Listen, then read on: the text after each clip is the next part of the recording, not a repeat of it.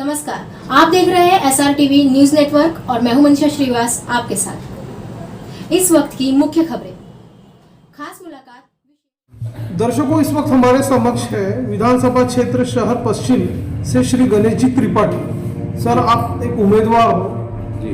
Sir, आप हमारे दर्शकों को ये बताइए कि मतदाताओं के समक्ष आप किस तरह के विकास के मुद्दे लेकर जा रहे हो, क्या आपका एजेंडा है, उस बारे में बताइए।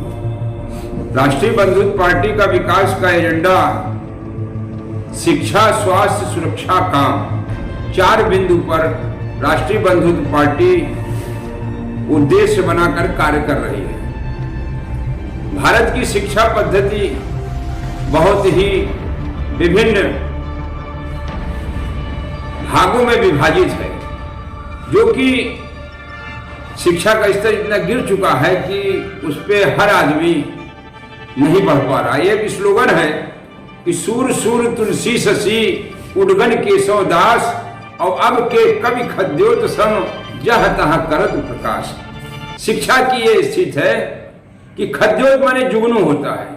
आज के पढ़े लिखे व्यक्ति केवल जुगनू की तरह केवल थोड़ा सा प्रकाश देते हैं, कुछ दिखाई नहीं पड़ता है। दूसरा मुद्दा हमारा है स्वास्थ्य। समाज में व्याप्त स्वास्थ्य की स्थिति निरंतर गिरती जा रही है, क्योंकि समाज में खाद्य सामग्री जो सरकार द्वारा परोसी जा रही है वो मिलावट युक्त है, जिससे समाज निरंतर बीमारी की तरफ अग्रसर हो रहा है।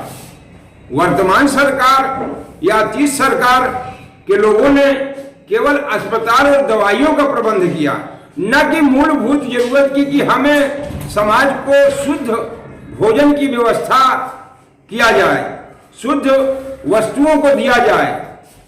ऐसा करने में वो सक्षम नहीं है। तो मेरे ये पार्टी राष्ट्रीय बंधुत्व पार्टी स्वास्थ्य के दिशा में प्रथम की भारत की एक उक्ति है कि भारत के लोग निरोगी होंगे।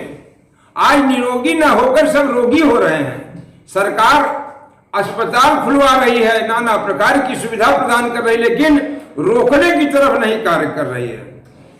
त्रिपाठी जी, हमने ये देखा कि ये जो क्षेत्र में हमारा मीडिया सर्वेक्षण हुआ था जी, ये पाया है कि जो कद्दावर पार्टी है सिर्फ लुभावने वादे कर रही है जी, लॉलीपॉप दे रही है। ऐसे में जो आपके राष्ट्रीय बंधुत्व जो पार्टी है जी, तो किस तरह के ठोस आश्वासन आप देना चाहोगे मतदाताओं को? दरअसल जितनी भी पार्टी भारत सरकार में कार्य करी या उत्तर प्रदेश सरकार में कार्य कर चुकी, इनकी सारी योजनाएं बहुत ही उच्च कोटि की हुआ करती थी और रहेगी, पर वो इम्प्लीमेंट यानी प्रयोग जमीन पर नहीं उतार सके। इस कारण जो 100 नंबर पूर्णांक होता है और जब परीक्षार्थी परीक्षा देने जाता है 100 नंबर पूर्णांक लेकर के, तो प्राप्तांक उसकी मेहनत की होती है।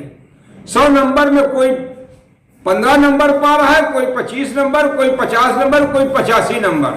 तो जितनी राजनीतिक दल हैं, जितनी योजनाओं का उन्होंने विश्लेषण किया और ले आकर के समाज को बताया कि मैं तुम्हें विकसित करूंगा, तो उनको केवल 7 से 15% नंबर प्राप्त हुए हैं। युवाओं में देखा गया कि काफी भ्रम निराश है, युवाओं को नौकरी नहीं है, प्रदेश की हालत बदहाल है। तो ऐसे प्रदेश में विकास का जो झंडा आपको आगे बढ़ाना है, तो उसके लिए क्या आपकी रणनीति रहेगी आगे? रणनीति ये है कि व्यक्ति जब शासन में पहुंच जाता है तो वो विदेशी हुक्मरानों के इशारे पे कार्य करता है।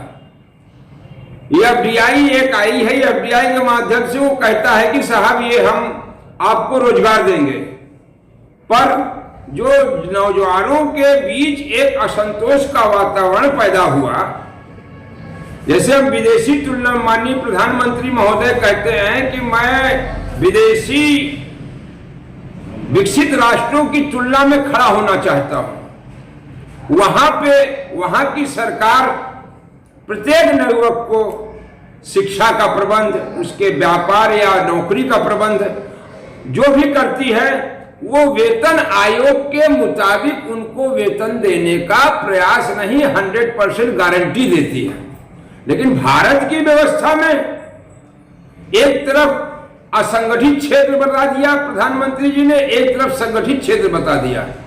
केवल संगठित क्षेत्र के लोग ही लाभान्वित हैं और असंगठित क्षेत्र के लोग वर्तमान परिवेश में 4,000 से 8,000 रुपए चतुर्थ श्रेणी के लिए मानक बनाया गया है, 8,000 से 16,000 रुपए तृतीय श्रेणी के लिए मानक बनाया गया है और 16,000 से 32,000 रुपया द्वितीय श्रेणी के लिए मानक बनाया है। इस महंगाई के परिवेश में इस भुगतान से उनका केवल किसी प्रकार जीविकोपार्जन हो रहा है। इसलिए हमारे नौजवानों में, समाज में आक्रोश का वातावरण व्याप्त है। जैसे यहाँ पे कई सरकार आके गई, सपा की भी सरकार आके गई, भाजपा की भी सरकार आके गई, अब जनता की जो मांगे आज भी पूर्ण नहीं हो सकी। आप विधायक बनने के बाद में जनता की उन मांगों को कैसे पूरा करेंगे? दरअसल जो हमारे उत्तर प्रदेश गवर्नमेंट में विधेयक पास होता है, जो योजनाएं लागू होती हैं, वो योजनाएं मैं अपने शहर पश्चिमी विधानसभा में 261 शहर पश्चिमी विधानसभा में जो भी धनराशि आवंटित होगी उसको मैं जमीन पर यथास्थित उतारने का प्रयत्न नहीं सारी कोशिश लगा दूंगा, क्योंकि आसमान में तारे तो हैं लेकिन जमीन पे नहीं उतरते हैं। सरकारी योजनाएं तो बहुत खुशहाल बनाती लेकिन वो जमीन पे नहीं उतरता है। यही कार्य मैं करूंगा। मतों का ध्रुवीकरण होने जा रहा है, ऐसे में हमारे सर्वेक्षण में ये पाया गया है कि राष्ट्रीय बंधुत्व पार्टी को उसका फायदा मिलने जा रहा है जी। तो आप अपनी जीत को सुनिश्चित मानते हो? देखिए, भविष्य को कोई नहीं कह सकता। भविष्य जैसे एक अतीतकालीन, एक आप तो नारद मुनि के वंशज हैं, उन्होंने जब भगवान विष्णु से पूछा कि श्रीमान जी बताइए आगे क्या हो, तो बोले समय आने पर आपको पता चल जाएगा। भविष्य बताना हमारा कर्तव्य नहीं है। ज्यादा से ज्यादा मतदाताओं ने आपकी जो राष्ट्रीय बंधुत्व पार्टी का जो चुनाव चिन्ह जो है गैस सिलेंडर जो चूल्हा है उसको प्रचंड बहुमतों से विजय करना चाहिए। इसके लिए आप यहाँ के नागरिकों को किस तरह का आह्वान करोगे? आह्वान मैं करता हूं कि ऐसा है कि अभी तक आपके द्वारा राज्य सरकार द्वारा दिया गया बजट वो आपके जमीन पर नहीं आया और मैं 403 विधानसभा सदस्यों के बीच मैं अपना ऐसा नजीर कायम करूंगा, ऐसा उदाहरण प्रस्तुत करूंगा कि राज्य सरकार के द्वारा दिया गया जितना भी बजट है वो मैं आपके चरणों में समर्पित कर दूंगा। एक आदर्श विधायक के रूप में जी यहाँ के जो नागरिक हैं आप में जो खूबियां ढूंढ रहे हैं और जो आपने विकास के जो वादे उन्हें किए हुए उस पर कितना % आप खरा उतरोगे? मैं 110% खरा उतरूंगा और दिखाऊंगा। मेरी लड़ाई मोदी साहब से नहीं है, योगी साहब से नहीं है। मेरी लड़ाई है तो है केवल विश्व के पटल पर अपने भारत के गौरव को स्थापित करने का है। अब एक आखिरी आपको अपील करना मतदाताओं, आप अपना नाम, अपने पार्टी का नाम बताते हुए नमस्कार करते हुए आप बोलिए अपनी तरफ से। ठीक है। मैं गणेश जी त्रिपाठी, राष्ट्रीय अध्यक्ष राष्ट्रीय बंधुत्व पार्टी की ओर से मैं समस्त भारत के या राज्य के या शहर पश्चिमी विधानसभा के सारे मतदाताओं को यह भरोसा दिलाना चाहूंगा कि मैं अगर आप लोगों के आशीर्वाद से सफल हुआ तो आपके सारे सपनों पर 110% आपकी सेवा में उपस्थित रहूंगा।